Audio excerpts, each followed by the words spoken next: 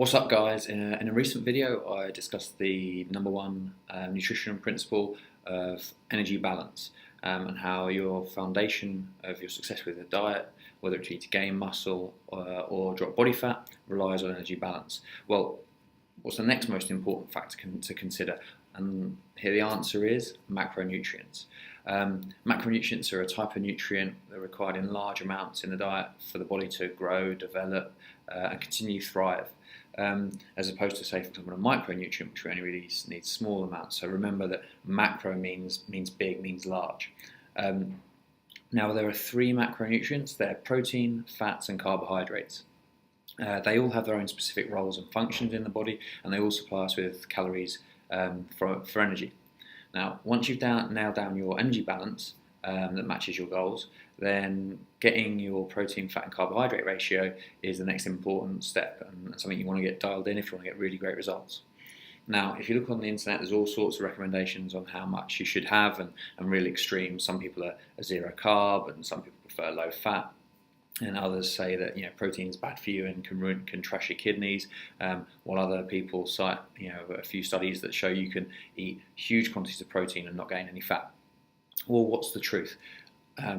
As usual, it lies somewhere in the middle, somewhere between these extremes. And simply put, too much of any of the macros means you'll get poor results, and too few means the same thing. And if you want to get optimal results, you need to get those ratios a bit tighter and a bit more refined than just going willy-nilly. I'll have some protein, fat, carb, whatever. So we really want to try and nail down the optimal quantities. Now, with that said, everyone's unique and a little bit different, and as a result, your macro needs will be different from the next person. But you can, put together some good guidelines which work for most people, and then you can bespoke them and tailor them to you from there.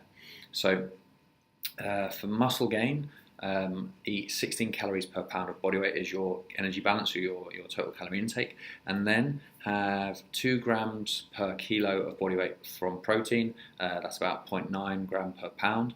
Consume 0.9 grams per kilo of body weight of fat, and that's about 0.4 grams per pound, and the remainder of your calories comes from carbs.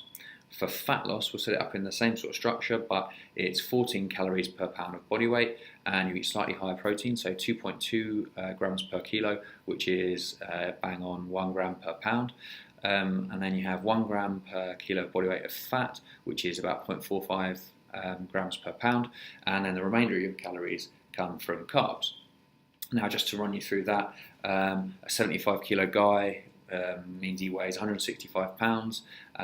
If he's looking to build some muscle, then based on the previous numbers, that means he's having 2,640 calories per day, and that's made up of 150 grams of protein, 67.5 grams of fat. Yes, the 0.5 is important. We need to be that accurate.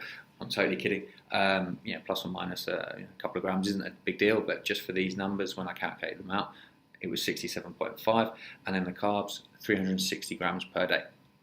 Now, that same 75 kilo guy, if he's trying to drop some fat, his diet will change and he'll be eating fewer calories. So he'll be eating 2,310 calories per day, and then the ratio will be protein 165 grams, fat 75, and carbs down to 260. Just a quick side note there, if you're wondering how those numbers come about, proteins and carbs are 4 calories per gram, whereas fat's 9 calories per gram. Now, obviously, if you set out with those guidelines based on your body weight, it's a great starting point, but you'll need to adjust the total calories and the macros, based on your progress and how you go. But if you can get the total calories and your macros right consistently, that'll take care of well over 80% of the potential benefits you can get from your diet. Smaller things like nutrient timing, supplements, micronutrients, they are important, but they're just nowhere near as important as energy balance, or your total calorie intake, and the macronutrient ratio. Okay, so I hope that helps you to form a framework for your diet, whether it be for muscle gain or fat loss. If you've got any questions, feel free to drop me a comment below, or get in touch via email or on Facebook. Speak to you soon.